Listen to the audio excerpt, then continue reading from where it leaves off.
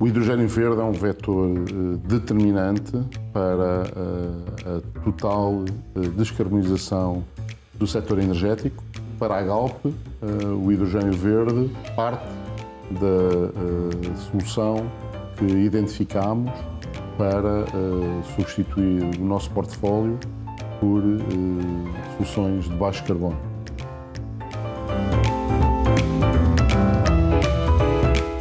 Chamo-me Diogo Almeida, sou engenheiro químico, trabalho há cerca de 20 anos na Galp e sou hoje responsável de desenvolvimento de negócio na área de hidrogênio e combustíveis renováveis.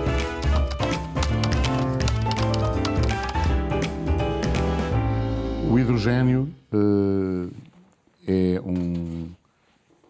hoje já um dos principais produtos utilizados em diversas indústrias, nomeadamente na refinação e na produção de fertilizantes, e a sua produção hoje tem um impacto significativo nas emissões de CO2. É produzido ou a partir de carvão ou de gás natural e por essa via a substituição da fonte de geração deste hidrogênio para uma base renovável é por si só suficiente para justificar a sua importância na transição energética. No entanto, o hidrogênio pode ainda vir a cumprir outros objetivos em termos de mix energético, sendo visto como alternativa renovável no setor dos transportes, no setor da indústria e também como modo de armazenamento de energia em determinadas circunstâncias. Pode, por isso, vir a ter um peso de 20-25% no mix energético nas próximas décadas.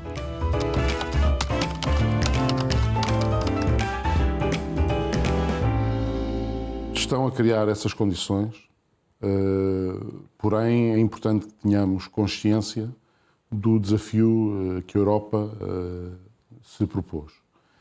Temos metas extremamente ambiciosas de descarbonização até 2030 e depois em direção à neutralidade carbónica em 2050. O programa Fit for 55 implica uma redução de 55% das emissões até 2030 e isso implica sermos capazes de descarbonizar praticamente todos os setores de atividade. E nessa medida o hidrogênio, que é visto como a alternativa para descarbonizar tudo aquilo que não é diretamente eletrificável, tem um papel muito relevante, mas ao mesmo tempo está ainda numa fase de desenvolvimento mais embrionária que torna o desafio muito maior. Por isso, a legislação que a União Europeia tem criado ao longo dos últimos anos visa garantir que temos os mecanismos necessários, que nós costumamos dizer os sticks and carrots, portanto, temos aqui paus e cenouras para nos obrigarem, para nos conduzirem no sentido de atingirmos estes objetivos, mas os desafios são muito grandes e têm-se visto ao longo dos últimos anos.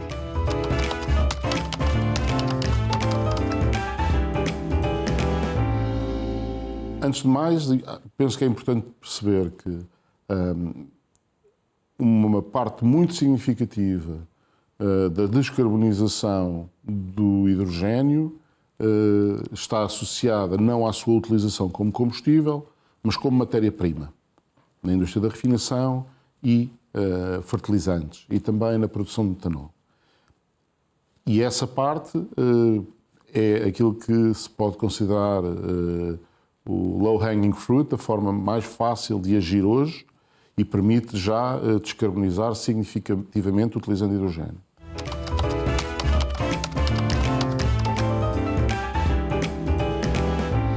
Noutro tipo de segmentos, podemos utilizar o hidrogênio como combustível, como referiu, E aí, quer no setor dos transportes, quer no setor da indústria, ele pode vir a ser a alternativa sempre que a eletricidade não for, a eletrificação direta, não for solução. Nos transportes, temos no transporte rodoviário a utilização de hidrogénio em fuel cell, em células de combustível, substituindo gasóleo e diesel. Vemos esta alternativa como mais viável para transporte pesado, quer de passageiros, quer de mercadorias, em longa distância, ou seja, sempre que a bateria não pareça, aos dias de hoje, ser uma alternativa viável. Temos também, no setor da marinha e da aviação, a possibilidade de sintetizarmos moléculas, ou seja, combustíveis sintéticos, em tudo semelhantes aos combustíveis fósseis que hoje produzimos a partir de petróleo, e essa síntese é feita utilizando hidrogénio e dióxido de carbono em rotas tecnológicas que estão mais ou menos conhecidas, mas ainda em vias de desenvolvimento, e portanto também aí o hidrogénio pode ter um papel muito importante por uma combustão de um hidrocarboneto no qual ele está presente.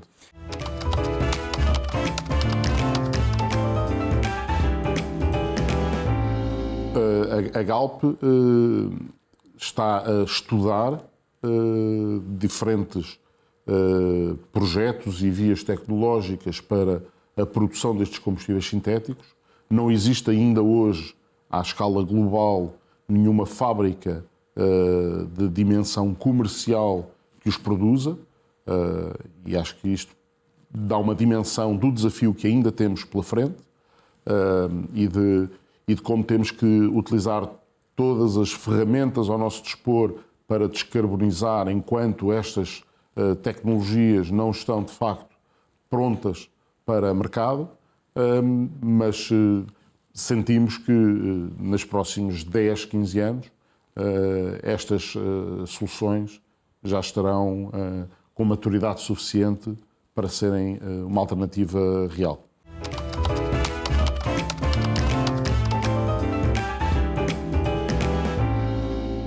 A descarbonização do setor industrial tem várias ferramentas disponíveis e uma das formas que costumamos utilizar para descrever o melhor modo de proceder à descarbonização dos diferentes setores, nomeadamente do setor industrial, é perceber que sempre que for possível recorrer à eletrificação direta para descarbonizar um dado setor, depois de ter feito todos os esforços de eficiência energética possível, essa é normalmente a forma mais económica de descarbonizar.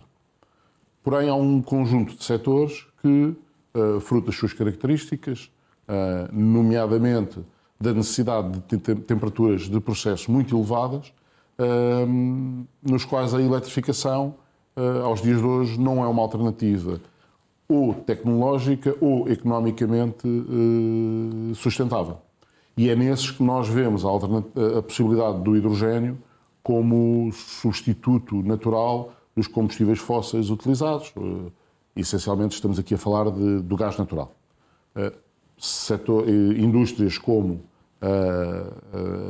a indústria siderúrgica ou de produção de aço, onde além de funcionar como fonte de calor, o hidrogénio tem também um papel na redução do minério e, portanto, há aqui um outro papel complementar químico ao processo, mas também em indústrias como a vidreira ou a cerâmica, o hidrogénio parece ser a melhor forma de descarbonizar totalmente estas indústrias. No entanto, o que também sabemos hoje é que o custo por unidade de energia do hidrogénio é muito superior ao custo por unidade de energia dos combustíveis convencionais, e isso significa um enorme desafio para estas indústrias e para nós, enquanto sociedade, pois hoje essa descarbonização implicaria um custo muito elevado nos produtos que obtemos destas indústrias.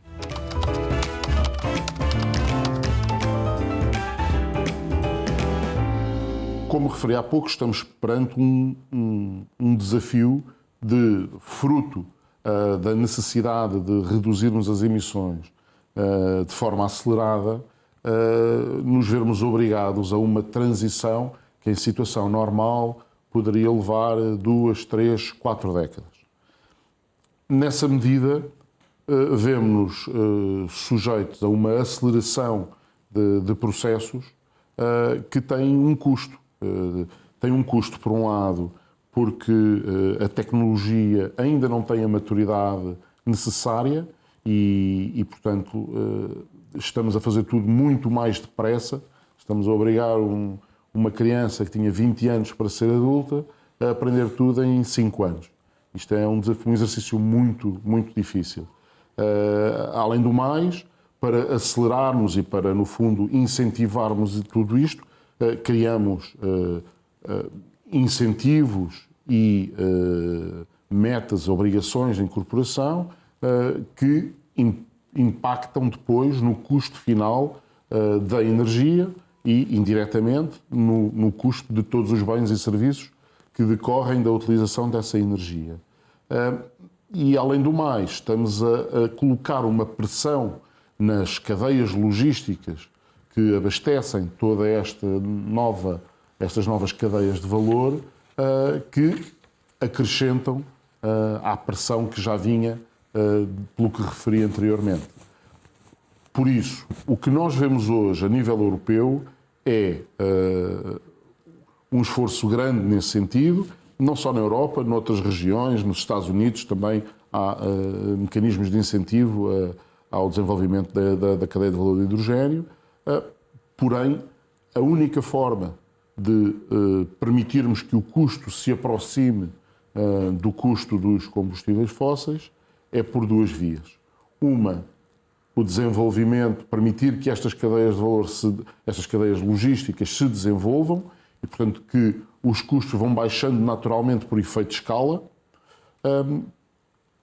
E, por outro lado, continuar a utilizar as ferramentas que temos ao nosso dispor para penalizar os combustíveis fósseis em função das emissões que lhes estão associadas. E aí temos os mecanismos como o ETS, que é um mecanismo de preço de carbono a nível europeu, e depois outras ferramentas de controle que garantam, no fundo, que há aqui uma igualdade entre a indústria europeia e os produtos que vêm de fora e que, no fundo, taxe os produtos de fora com uma taxa de carbono que equivalha os dois produtos.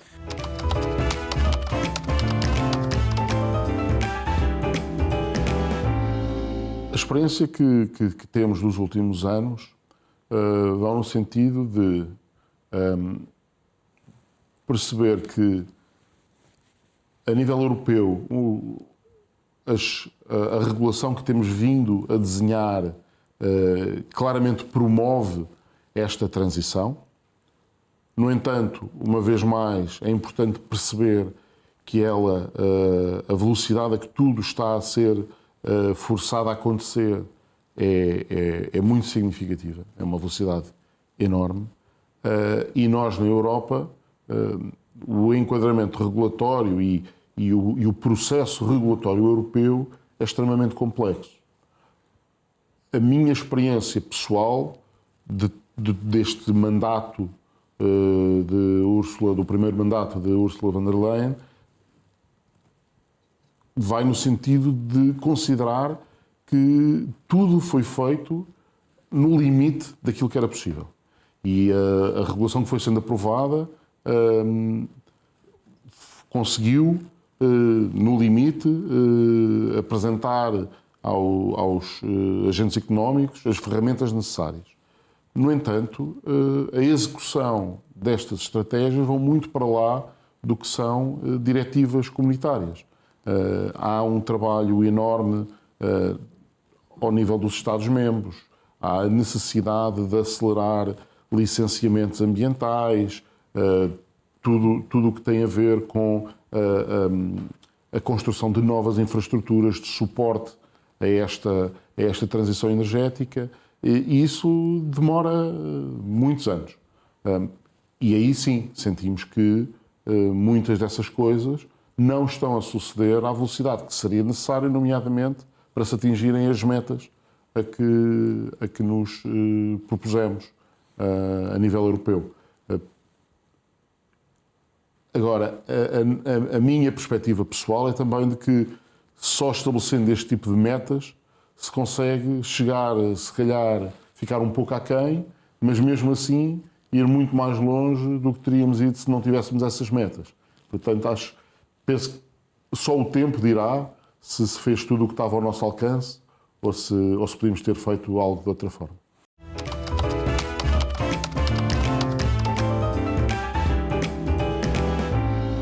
O projeto que estamos a desenvolver em Sines visa a substituição do hidrogênio cinzento que produzimos hoje para depois incorporarmos na produção de combustíveis na nossa refinaria, e ela é faseada.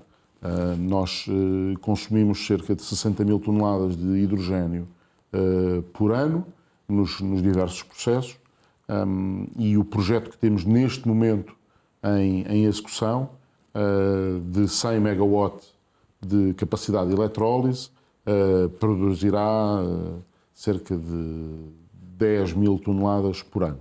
Portanto, cerca de 1/6 daquilo que são as nossas necessidades totais. E, portanto, a nossa expectativa é conseguirmos implementar fases seguintes nos próximos anos, em função da forma como este mercado se desenvolva. Esta primeira fase, para a qual aprovámos o investimento em setembro de 2023, está em execução, está dentro do prazo e prevemos que esteja em produção no início de 2026, final de 2025, início de 2026.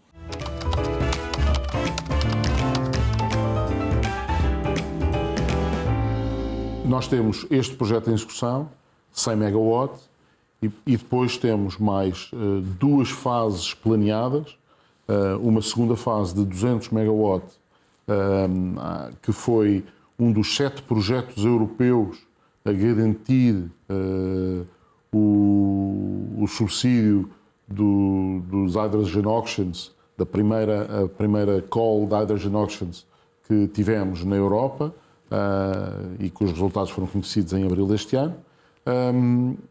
E depois uma terceira fase. Esta segunda fase prevemos que, se tudo correr como planeado, nomeadamente se conseguirmos garantir a viabilidade económica do projeto, que entra em produção em 2028, e depois uma terceira fase de 300 megawatt que permitirá a total substituição do hidrogênio cinzento por hidrogênio verde, ou seja, de origem renovável. A importância destes projetos de substituição de hidrogênio nas refinarias, de hidrogênio cinzento por hidrogênio verde, está no facto de que ela permite reduzir as emissões dos combustíveis que ainda hoje precisamos de usar porque não temos uma alternativa. E nessa medida são provavelmente a melhor forma de utilizarmos hidrogênio hoje para reduzir emissões à escala europeia. E por isso somos um dos maiores projetos em execução na Europa, e é um motivo de satisfação e orgulho para a empresa.